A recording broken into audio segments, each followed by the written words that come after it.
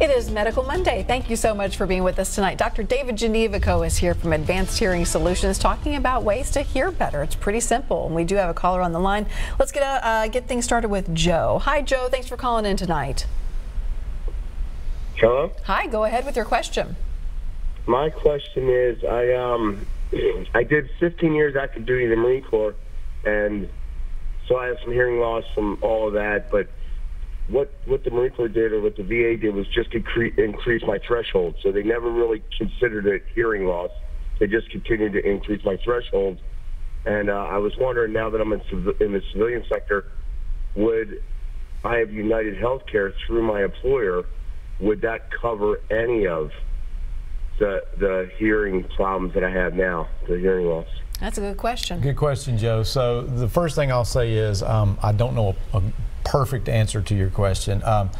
Certainly United Healthcare and lots of other carriers, there are some particular policies, some particular coverages that will have hearing or hearing aid coverage, but they're very different. Even within using... I'll let you go. Okay. Thank you, Joe. Even using United Healthcare as an example, we may see one person that does have coverage and one person that doesn't. So two little pieces of advice. First is you can always call as a member, and if you don't have something in front of you that explains your benefits, ask about hearing benefits. We do that for all of our patients when they come in, or sometimes people will just call and say, can you check my benefits? If you can fax over an insurance card, we're glad to check and see what benefits people have. Our first evaluation is at no charge, so we bring people in, the consultation that you and I were just talking about, Carrie. And so usually at that time, we'll call and check on benefits, and by the time we've gotten done, testing and having a conversation about options, usually we'll know exactly what that insurance coverage is. So insurance is it's widely variable. Even within, as I said, the same insurance carrier, there can be different coverages. Yeah, our coverage changed this year. We've had Blue Cross Blue Shield through the station for a long time, and this is the first year that I noticed on our explanation of benefits that it said it will cover hearing aids once every 3 years. So perhaps the tide is changing a little bit. We'll have to see about that. Joe did bring up something interesting, though. There has been a recent lawsuit by, I do believe, the Marines over hearing protection that was provided to them. And whether you want to comment on that or not, but also just hearing protection that we should all be wearing as we get out and do different activities, whether it's mowing the lawn or running the weed whacker, whatever it be. Sure. So I don't know a whole. I do know about that lawsuit. I don't know a whole lot of the details, other than what I've seen late night on television when the lawyers are going after folks. But evidently there was something with the products that were provided were knowingly insufficient to protect military service members' hearing. So certainly when we talk about things like being in the military and weapons fire and artillery, I mean, everybody sort of goes to that as, oh, that's an obvious place where hearing protection is needed. And I think anybody, if you ever do any shooting or go to a gun range, it's even required in those situations before they'll ever let you out there. But there are a lot of things that are a little bit more, I'll say, insidious, is how hearing loss can sneak up on you, or noise-induced hearing loss can sneak up on you. Certainly things around the house. So I used to sort of giggle a little bit when people say, I always wear earplugs when I mow my lawn.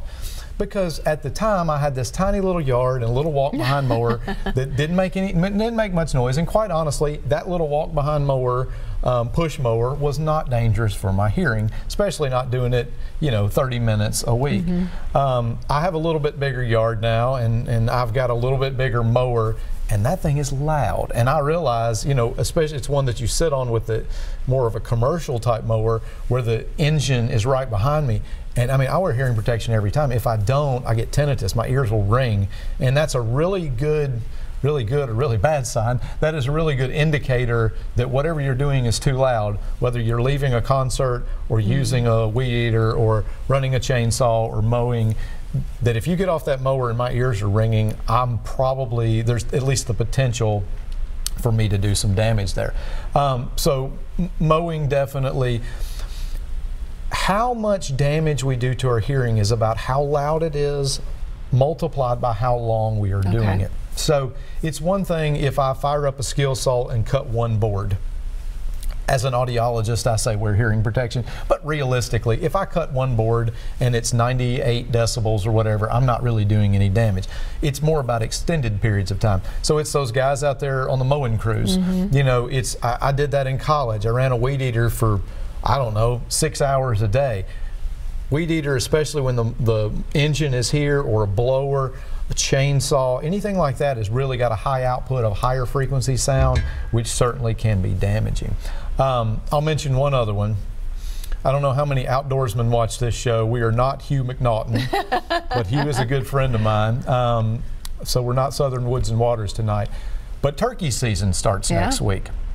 And so I've been an outdoorsman my whole life, and that is something that is grossly overlooked, is protecting hearing while hunting, because a lot of people want to be able to hear the turkeys. So no, I won't go into a big, long story about turkey hunting, but turkey hunting is all about hearing. In fact, I cannot tell you how many of my patients come in this time of year and say, can you tune my hearing aids so I can wear them turkey hunting? Because if you don't hear the turkeys, you're not a successful turkey hunter. You can't find where they are.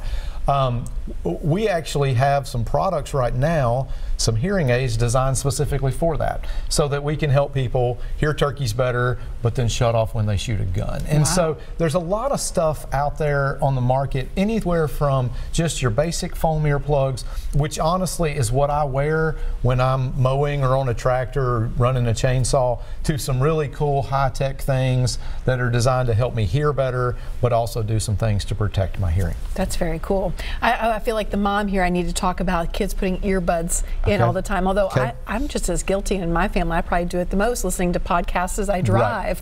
How much is too much and too loud? Sure. So the first thing I'll say is everything in moderation. Okay, so if you are listening to a podcast and it is at a moderate level, it's no different than you listening to me, although it's probably more interesting. Okay? No, I didn't say that. It is nothing different than you having a conversation with me. I'm talking to you at 75 decibels right now. If you're listening to your podcast at a comfortable level, you're not doing yourself any damage.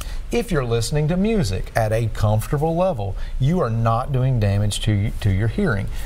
As I said a minute ago, damage is about how loud multiplied by how long. So when we start cranking up that volume, when it gets really loud, then we're talking about being able to be exposed for shorter periods of time. Realistically, this is my basic rule of thumb. I think I've shared this on this show before. If I can hear the music coming out of my kids' earbuds from further away than us, maybe from the front seat of the car, it's probably too loud. You know, if you can hear that guy 3 seats over and the music blasting, it's probably too loud. Good rule of thumb there. Okay. I want to remind you, it is your chance to call in. 615-737+ is the number to call. Joe, thank you for starting us off tonight. That is half the battle, is getting those phones ringing. And I know folks will call in, but I do want to ask a question that we've had multiple people ask before about the tinnitus. Okay. Tell me what that is, because I know a lot of folks are watching and just don't want to call in about it. So before all of you pick up your phone and call, because it's like every week we get 4 calls on this, it's a very, very common question. I get it when I come on the show, I get it in my office, I get it amongst my friends. Tinnitus is ringing in the ears, okay? Tinnitus, tinnitus, both pronunciations are correct. Tinnitus is usually a sign of some damage to the hearing. So I'm talking about hunters and shooters. I've got a lot of friends that do that, and they'll say, you know, I've been doing this for years, my ears ring all the time now. That is a sign that there has been probably some damage. Or guys that work on construction crews. But even those that have not really been exposed to noise, a lot of people with hearing loss will have tinnitus, and that is a sign that the nerve endings in the inner ear are not working as they optimally should. Without getting terribly technical, the ear is basically a circuit. It's an electrical circuit that picks up sound vibration, turns it into electrical or neural energy, transmits a signal to the brain transmits information back. So it's basically an electrical circuit that is transmitting this energy. When something is broken in that, it's almost like a shorted out circuit. There's a firing happening in those nerves that's not supposed to be there. And instead of us sitting here quietly, in my ear all the time, I can hear a very high-pitched tone, and it doesn't have to be high-pitched. Different people experience it different ways.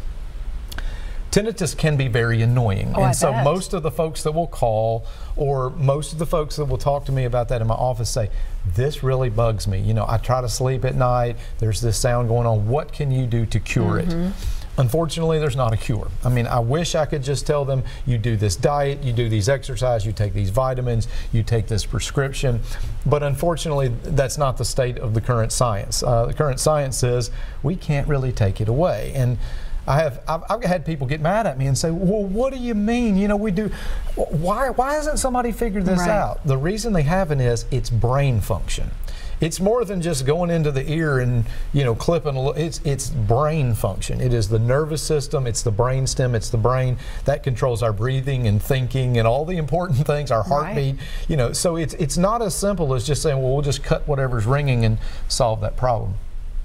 The very best solution for tinnitus is actually using hearing aids. Now, I say that, not that somebody with perfectly normal hearing needs to go out and buy hearing aids, but of all the research that's been done, using hearing aids for somebody who has some hearing loss is the most effective way to treat tinnitus. And that's a very simple explanation of that. If I can hear more, there's more outside sound overriding that internal sound. It kind of masks it. It absolutely does. And so I share this with my patients all the time. I shared a few minutes ago, I wear a hearing aid. I have a hearing aid in my left ear. I have hearing loss in the left ear. I have constant tinnitus. Been going on for 24 years. I can tell you the moment that it started, when a gunshot happened. But when I take that hearing aid out, mine doubles in intensity. I mean, I can barely hear it with it in, and I take it out, and it is twice as noticeable to me. And I had a patient today, we were having this conversation, and he said, when I wear my hearing aids, I can just barely notice it. When I don't have them in, I notice it all the time. And again, that's not magic. It's not me selling you the perfect hearing aid to do that. It is just as you said, is bringing in more external sound. I hear different parts of my voice. I hear me shuffle in the chair. I hear the fans and the air and music. I hear different things, and it tends to cover it up. Okay, very interesting. We're going to take another quick break. We'll come back right after this.